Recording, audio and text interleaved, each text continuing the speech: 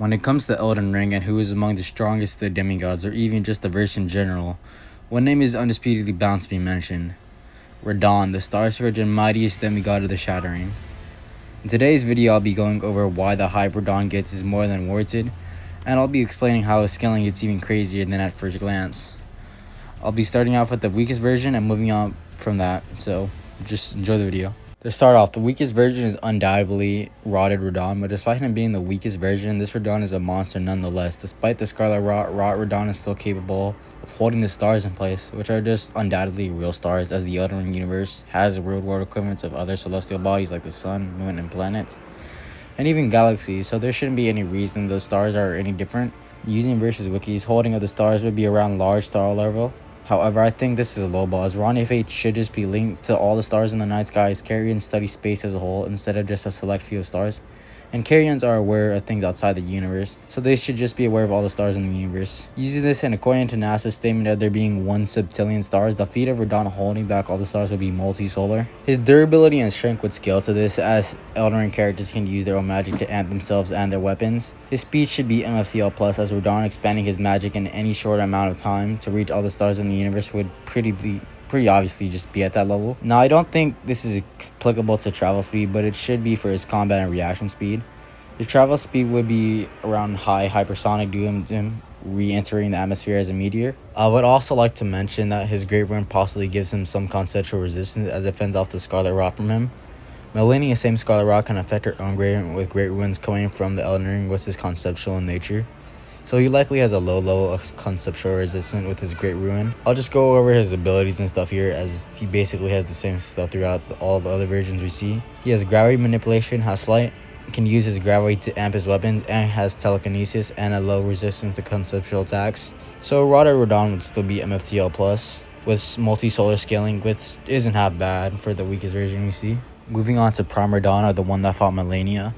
He and her should just be the strongest demigods that have taken place during the Shattering, as the narrative tells us multiple times that Radahn is the strongest in the Shattering, and the official trailer states both are the strongest to remain.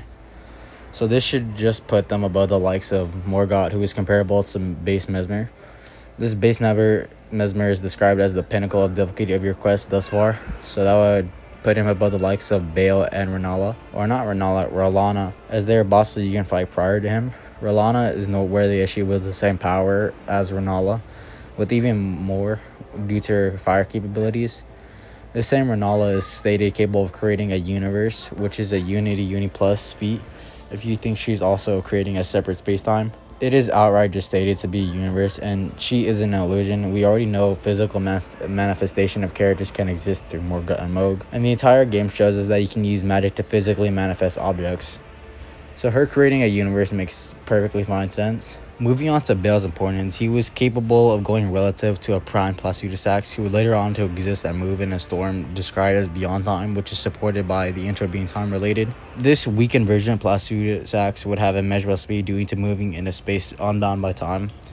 Bale should be capable of doing this too, as they're both similarly weakened. Even if you don't think his weakened self scales to this, it's just outright said he can transform into his prime self, who would be capable of such things.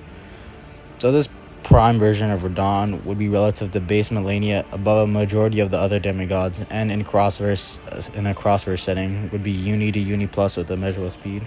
And with that, we move on to the strongest version of Radahn, Consort of Miquella.